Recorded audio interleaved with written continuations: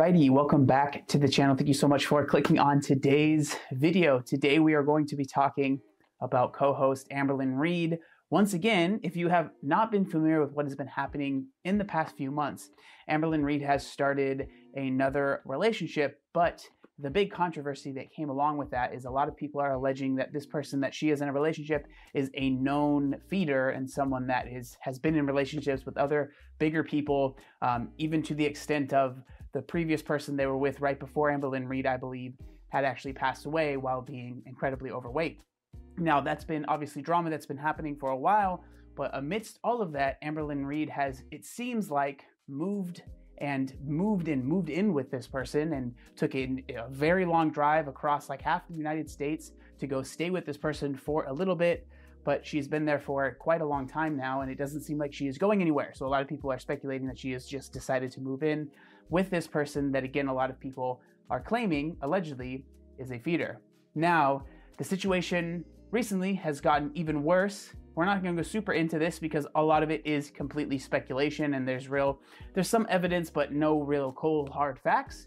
But there has been someone alleging to be someone that knows Tommy, the individual that Amberlynn is with right now, and has made some pretty credible accusations about some very negative experiences in the past with Tommy being a feeder with someone and someone that this person knows. And the reason that this stuff is credible is because if you do a little bit of digging, there's a lot of videos on YouTube that go more in depth about this, which we're not going to be doing here. So if you're really curious, those videos will be that for you. I apologize if that's what you want, but the accusations seem very credible from all of the things that have been pieced together from what this person is saying. So basically there is another accusation that is out there that this person that Amberlynn Reid is with, again, Amberlynn is a very large individual, that this person Amberlynn Reid is with is a feeder and has a history of doing those things. And so amidst all of that, Amberlynn, being the troll that she is, has uploaded a video claiming addressing everything, right? This actually ends up just being basically a Q&A, but it's a assumptions video. So having people assume things about her and then she responds to those assumptions. But again, I know Amberlynn, and I would be very surprised if she didn't realize that all of this drama was circulating and all of this speculation was circulating about her current partner. And I'm pretty sure she decided to upload this video because she knew that she could capitalize on this drama that's going on and get a lot of views. Now, I'm just going to put it out there. She does not mention this drama that's happening at all in this Q&A. And so it's kind of like, it's definitely, there's a lot to be desired. But with that being said, there is some stuff that is said in this Q&A that I do think is worth talking about, that I am actually a lot more interested in. The whole feeder thing, it's interesting, but it's not what we focus about on this channel. So with that being said, let's get into the video. We're not going to watch this entire video because a lot of it is just stuff that is, I think, kind of boring, not worth talking about, but there are a couple things, so we're going to skip through this video. But again, the title of this is addressing everything while also not addressing anything. But let's have Amberlynn answer some questions here. Next assumption, you blame everyone else for your obesity. No, like, I am fully aware that my size is ultimately my fault. And yes, there are things that caused me to be this size, but it's like my fault that I haven't gotten those things fixed. Like, that's in my hands. Like, yes, being fat isn't like, oh my God, I chose to be this way. No, I did choose or unchoose or not choose to actually get help for the reasons why I'm fat, if that makes sense. It's no one else's fault. Something that my mom actually, for majority of my life, she struggled with was blaming herself for my weight. And I'm fully also aware of the fact of why she does that, like why she blames herself, because I had a really bad childhood and I turned to food as comfort. My mom blames herself and I'm just constantly like, Mom, this is not your fault. It's okay. So I have to like kind of talk her down from that thought. But yeah, what I choose to eat is what I choose to eat. What I choose not to eat is what I choose not to eat. My weight will never be anyone else's fault but my own. Now, I really kind of like the answer that she gives here, because I think at the end of the day, When it comes to weight, especially when people are the size that Amberlynn is, and there might be people that disagree with me here, there's almost always trauma and stuff that happened in their past that has led them to food and choosing food to be the coping mechanism that they deal with those traumas, right? But at the end of the day, just because something might not be your fault doesn't change the fact that it's your responsibility to make a change. And that's not a saying that I came up with, it's something that I've heard, but I really like it, right? So just because something is not your quote unquote fault, it doesn't change the fact that it's your responsibility. And I'm not saying that the size that Amberlynn is now is not her fault. I think for sure, it's definitely choices that she is making currently. But, you know, when you're younger, when you're a kid, when you aren't making those decisions, when you are not in control of your diet, it's really hard to blame a child for being, you know, an overweight child, you know. You're a kid, right? But at the end of the day, like, eventually you are going to grow out of that, and you have to start to take responsibility for the actions that you're taking now, right? And it's something that I've talked a lot about, because me and Amberlynn have similar childhoods, you know, not exactly the same. I was taken away from my mom because she was a drug addict. I was put in foster care. I was luckily put back with her after not very long, and I feel very lucky because of that. But I struggled with my weight a lot as well, and I think a big part of that is the trauma that I dealt with in that whole situation. And I was overweight my entire childhood. I started losing weight when I was 20 years old, and that's when I really started to take responsibility for the actions that I was taking in that current moment, right? But all in all, I think that this answer that Amberlynn gives is pretty grounded, and I've always said that I think there's parts of Amberlynn that I feel like she really gets it and it's really grounded, and then there's other parts where it's like, I think that's what is so frustrating to me, is because I can see like glimpses of someone that gets it, and it's like almost like she puts that aside to just live in la la land, which I feel like is exactly kind of what's happening with this whole Tommy situation. Is it's like, how do you not see these glaring red flags? You know, like it can be very frustrating for me.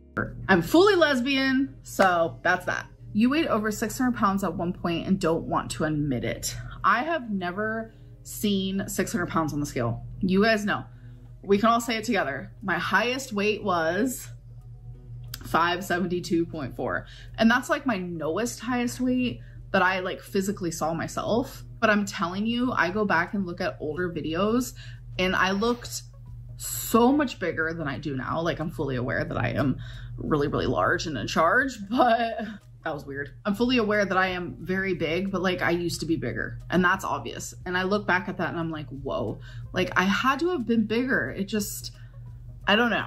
It's not making sense. I've always been honest about my weight. So if I was ever bigger than 572.4 and I knew it, you guys would know too. Next assumption is your body. So I think it's interesting the way that she words that. I definitely, like, I personally believe that if she honestly had seen a higher number on the scale, she would say that. I know a lot of people think that Amberlynn lies about everything, which again is understandable given the the history there. But I feel like the way that she words it is that she probably feels that she has actually been 600 pounds or heavier than that number that she's seen. But it's almost like, I feel like it's almost a defense mechanism. You don't want to admit to yourself that that might be the truth. And it's very silly. I think when you're bigger, you try so hard to like almost disassociate from that number. I remember when I was the first time I saw 300 pounds, like it was so mortifying, even though I had been 290 something forever, right? But it was like the fact that I had broken that barrier was so mortifying to me. And so it was like, I would do everything in my power to not see that number. And I think that's kind of what we're seeing here, is like, she maybe in her head thinks that, yeah, I probably was 600 pounds, but the fact that she never saw that number gives her a little bit of comfort, and so she never really wants to fully admit that, right? Hurts all of the time. Honestly, no. And I think it's just because like I'm used to the uncomfortability, if that's a word, of my size, because it's like my normal baseline. I think discomfort is probably the word she was looking for there. But I will say, because Tommy has lots of stairs in her home and I be using them daily, I am up and down them stairs easily at least 15 times a day, because it's like she has multiple floors.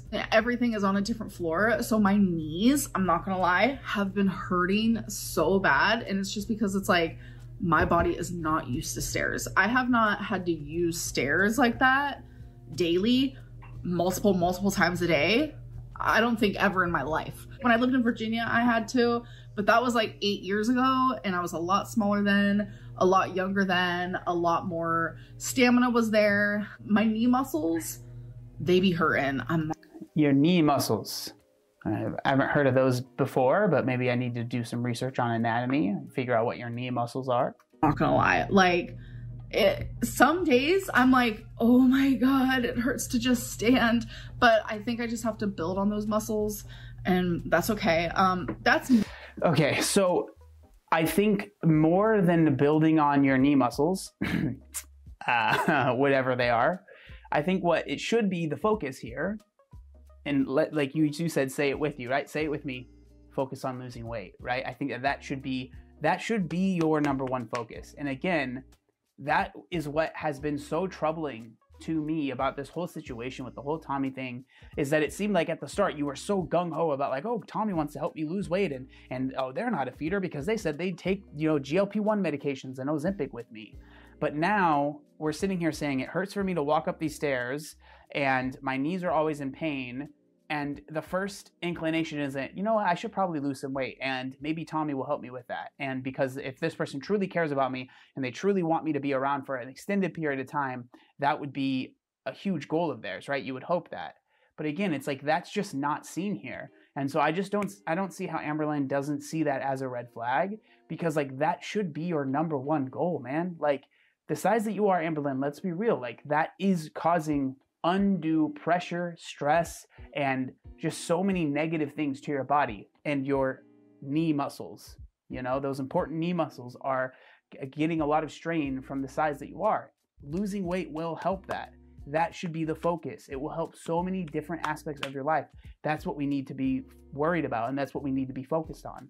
Mainly the pain that I've been feeling, but I think there is like an uncomfortability that I have to my body that I am just used to, that I can tell goes away when I lose large chunks of weight. Large chunks of weight. Does that make sense? Yeah, that makes sense. That's like one of the only things that you said in this video that makes sense, dude. Come on. I can tell there's a certain uncomfortability that does go away when I lose a large chunk of weight, because I feel it. And then when I feel it, I'm like, whoa, I didn't even realize like that was an issue or that was a problem or that was uncomfortable at the time, because you get so used to it. It's like a baseline type of thing. Yes. Yes. So that uncomfortability, or maybe discomfort is the word, will be severely impacted in a positive way by focusing on losing weight and making that the main focus of your life. I know that might sound a little over the top, and like here's the obese to beast guy saying you should lose weight to help improve your life, but we're at a point where it is clear that that will have such a positive impact on your uncomfortability. Okay? So that really needs to be the focus here. You think you look smaller than you actually are. Yes, sometimes. I think I really do struggle with body image problems, obviously, like body dysmorphia. I don't realize how big I am until like I see a certain angle of like a photo taken of me or a video taken of me, and I see it and I'm like, whoa, like, because I don't realize it like at all. Like I'm sitting here and I only see like parts of my body. I never really see myself in certain sort of like everyday angles unless someone's like taking a picture or a video or something, and I don't mind that, but it doesn't take away the fact that I literally am like jaw to the floor when I see how big I am. I definitely have some sort of like body dysmorphia when it comes to that, and I've been very open about that over the years because I've always struggled with like truly not realizing how big I am. And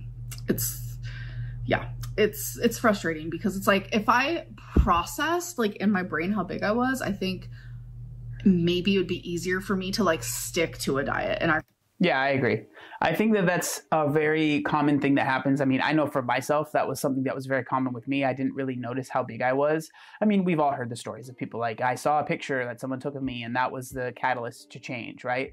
And it's one of those things that it's interesting for Amberlynn because obviously I think people are like, you film yourself every day. What do you mean you don't know how big you are? But when you get really good at setting up camera angles and you're only looking when that camera angle is set up in this specific place that makes you look in your head as good as possible, that starts to be what you feel is normal. I remember when I was at my heaviest, I wouldn't even look in the mirror. You know, when I would shower, I would just like squeak off a little bit of the mirror to make sure my face didn't have any crazy stuff going on. And I wouldn't look down at my body when I was in the shower naked. Like it was a very, I would try my hardest to not see what I looked like, right? And so it might sound kind of crazy, but I can understand that for sure. But I do think that being confronted more with her size would be a positive in trying to make that change happen. Because like, you know, when you're confronted with reality, a lot of times it can be a catalyst to change, right?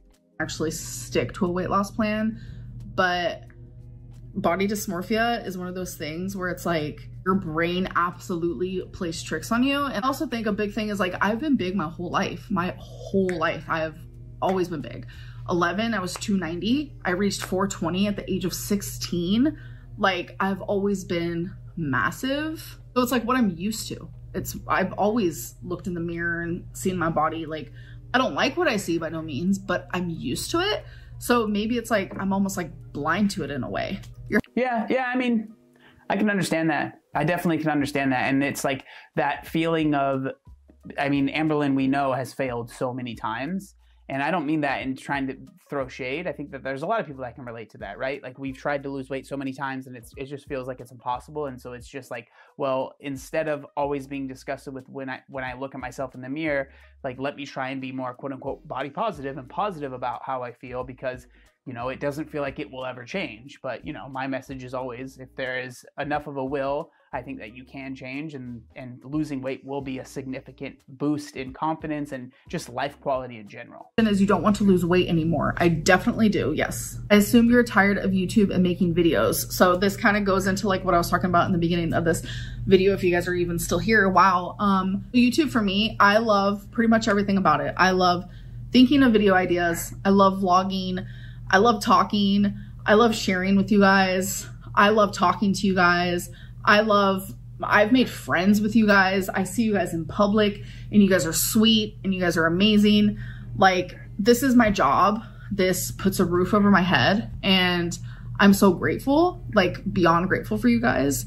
And it has changed my life for the better. But there's a big but. There is a heavy side of YouTube. Look at this tail. Look at this beautiful tail. There is a heavy side of YouTube that I don't want to be a part of. That's the side that I don't like.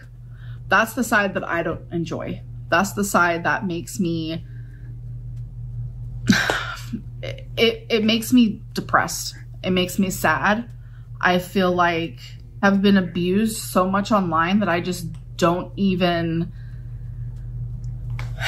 recognize who I am as a YouTuber anymore, because it has completely shaped the way that I am. It has shaped me completely. I agree with that. I think that Amberlynn, I'm not sure if she's meaning to say it like this, but she has all of these negative feelings about YouTube. And like, you know, fair enough. If you have so many channels talking about you, that can be overwhelming. But Amberlynn, like you, and I would be surprised if you disagreed with this, but you actively encourage it to a certain extent. The name of this video is addressing everything. And I know for a fact that you know what's going on. You know the drama that's circulating. And that is why you named the video this, because you knew it would do better and therefore it would earn you more money. And that's a boon to you, right? You make more money from it. And so you lean into the drama. And I understand, because at this point, I don't know what else there is when it comes to your channel. I don't know what else you would provide. It's like the drama is the thing that feeds the channel and keeps it going. Because a lot of the comments are even saying like, oh my God, these videos are so boring now. Like there's nothing here. I don't know what to watch. Like sadly, the majority of people that are watching these videos are people that are here for the drama. That's why they engage, right? And so it's like, where do you go from here? I don't know, but you actively encouraging it, basically, is what it feels like, because the title of this video, while all this is going on, I mean, it's like you're asking for people to stay engaged with that type of content. I feel like I can't be fun. I can't be bubbly on here. I can't share super happy and exciting things on here anymore. Like, I can't do that because I feel like I can't show that side of me, because it's like in the back of my brain, I'm constantly thinking about the bad parts of YouTube instead of just the good. I have thought of the good for so long and for so many years. And it's like now getting to the point where it's like the bad is outweighing the good big time. And I'm trying to figure out in private and in alone, what do I do to fix that? What do I need to do? And I can't figure it out because I'm only in control of myself. I'm not in control of everyone else. So no matter what I say and no matter what I do, there are thousands of people watching me that only view me as one thing, a villain, that only view me in one way, a narcissist, who only view this channel in one way, a drama way. I'm not a drama channel. I am a human. I am a actual human with feelings. I go through things privately and I also share some things publicly. Okay, you guys, so I know for a fact. So all of that is true, but again, and this is where people, I think, get frustrated, is like, it feels like there is zero accountability for the things that you have done to contribute to that. Like, Amberlynn, this does not just happen to someone out of nowhere, right? The way that your channel is and how people interact with it, it happens because a lot of times of the actions of the person on the channel, right? And so I'm not saying this is completely your fault and you are the only person to blame and that there's nothing else going on there, but like, you have to take some responsibility, because skirting the responsibility, again, it's just like, it's going to fuel the fire, right? And not seeing that is surprising to me. Fact, in editing, I probably just edited out the last 5 minutes. I started literally rambling. So we're gonna take a step back. What I'm trying to say is, like, I enjoy the good parts of YouTube just as anyone should. Like, anyone should enjoy and love the good parts of life. But if there's something or someone that is just like every day beating at you and belittling you and questioning and speculating and bullying and rumors and just like mean things, like whether it's nicknames or talking about your body or the way that you are, the way that you talk, your mental illness, your this and that, like every day, you're not going to want that in your life anymore. And I know a lot of people can be like, okay, quit and quit. I think Hungry Fat Chick and I, we kind of understand each other. Her job is also YouTube, but she does mukbangs. So she decided to quit the mukbangs and move on to weight loss. And she was doing so good with her weight loss, but she was losing views, which means she was losing money. And she was very vocal about that. So she had to go back to the mukbangs. And that's not what she wanted to do. You could tell, like, she felt defeated.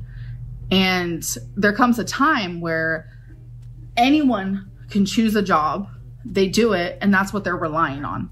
Like, they have to go to work. In the same way that Hungry Fat Chick had to continue making those mukbangs to make a buck, to be able to pay for the roof over her head and to take care of herself, I also have to do the same. Like, I need to continue making YouTube videos. I don't want to give up. I don't want to walk away. Like, YouTube has been a constant for me for 11 years, but sometimes I need a break, and sometimes that break is long. And so, man, that is such an interesting comparison that's made there. And I feel like it really does shed a light on the way that Amberlynn views her channel and the way that she makes videos. I genuinely do feel like there is a fear that Amberlynn has with losing weight, and that she feels that if she lost weight, she would lose viewers. I personally don't necessarily agree with that completely. I think that Amberlynn, love it or hate it, like, the people that watch your channel, it's not mainly because of your size. I think that's part of it. And I think, like, disagreeing with that would be silly, saying it has nothing to do with it, right? But I think that there's a lot more to it. And I think a lot of times, Amberlynn, you put too much weight behind that thought of like the reason people don't like you is because of your weight. I think that that's part of it, but I think there's a lot more to it than that. When it comes to Candy, our hungry fat chick, her whole thing was being a big person eating on camera, right? And I mean, I feel for her. I definitely am. I'm someone that I'm very empathetic towards Candy, and it really does suck. And I'm not surprised that that's what happened, right? Like her making a whole channel about eating unhealthy foods and large amounts of it. When you stop doing that, you're going to lose viewers. That's just how it is on YouTube in anything that you do. If I started making videos about drums and like that's what I started, like I love drums and this is what my channel is going to be about, I would lose probably 95% of the viewers. That's just how it is. Like, would it be a bummer? Would I be like, damn, that sucks? Yeah, I mean, it would suck, of course. People don't care as much, but that's just how YouTube is. So if like, Amberlynn, if you started making videos that have nothing to do with the core audience that you got, of course they're going to stop watching. I don't necessarily see that as something that you can really complain about because that's just life. That's just YouTube, right? And so it's like, it's all about how can I find a way to entertain and make my videos watchable by people that want to watch my videos. Because at the end of the day, no one owes you anything, right? No one has to watch your videos. No one has to react to your videos. No one has to do any of that. All of those things help you maintain the life that you have with the videos that you put out. And I think you always have to be very thankful for that and deal with the good that comes with the bad, right? And people start questioning, well, that means you don't care about us. That's not true. That means I just care about myself too. I also get the assumption of like, what are you gonna do? You have no money. How are you making money? I pay my bills. That's ultimately up to me, but just know that I am very responsible. If I have a bill, that is paid on time. Sometimes even earlier. You guys don't have to worry about that. But like when I need a break from YouTube, that really means that I need a break from YouTube because I love making videos. Maybe I am a narcissist. Maybe I do love to hear myself talk. Regardless, I love doing it. I mean, I don't know. I feel like to a certain extent, anyone that makes YouTube videos is a little full of themselves because they feel like people want to hear them talk. It's something I struggle with as well because I'm like, I don't know why people watch my videos. I don't get it, but I'm appreciative and I'm glad that you guys watch it. Thank you. Please continue doing that. But yeah, I think that I understand, like, I'm glad that you are appreciative of your audience and you, like, if you want to make the videos better, Amberlynn, I think you know how to make the videos better. I think that sitting in one spot, answering questions that the majority of people that are watching these videos, don't care about. Like, this video is not going to pop off. This video is not a lot of work. This video, like, there's a lot better ways to increase the quality of your videos, and like complaining about it to the people that are watching the videos is never the right way. It's never the right way to go. And I love being there for so many of you. So when I'm not around, just know that there's a reason. And the reason 9 times out of 10, YouTube is affecting my mental health. I don't like to admit it out loud because I take pride. I take pride in my channel. I know a lot of people probably don't realize that, but I do. I have over 200,000 subscribers. Like, I can't believe it. I am able to live because of this channel. And to me, that is awesome. Like, regardless of how it happened, and I know there's so many people rooting for me right now. Like, it makes me emotional and I appreciate it. But there's a heavy side of this channel that gets to me. A lot of people are like, Tommy's making her unhappy. No, she's doing the opposite. She's making me happy. It's YouTube that's making me unhappy. So I'm needing to figure it out. Sorry, I'm gonna stop rambling about that. I hope that lands in the right people's hearts. I know that not everyone listening to me right now cares about me. They like to act like they do, but they don't. All right, we need to do a hard stop on that conversation. I literally feel like that could be a whole separate video. But it also brings me to my next assumption where it was, you're still really depressed. No.